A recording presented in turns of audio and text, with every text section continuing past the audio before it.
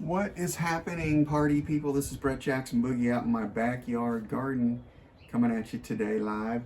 And I'm going to talk today about pepper plants and the fact that they're actually perennials.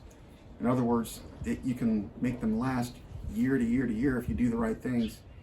And I've got two pepper plants that I saved over this winter by basically just putting them in the garage when it got cold or got down to freezing temps, or basically anything below 45 degrees. I stuck them in the garage.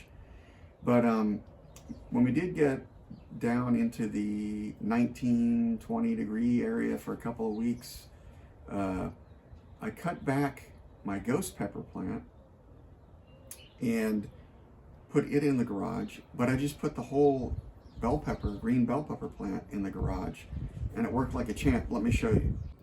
So like I said, this is my ghost pepper plant, and I cut it back when I got, cold. I'm in a pretty moderate, mild winter climate here in Central Texas, but I cut it back, and then I brought it back outside when it started warming up, and as you can see, it's doing really well.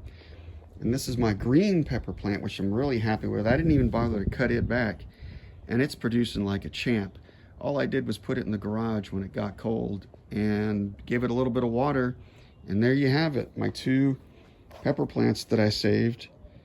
They are perennial, and they can last for, I don't know, my mom told me some guy has made his last for like 10 years that she knows. He just keeps putting them in his cellar every winter.